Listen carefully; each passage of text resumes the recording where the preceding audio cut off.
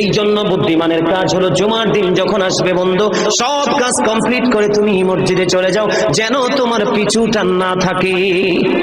বলে কেন? আমাদের দোষের কিন্তু বন্ধু শেষ নাই।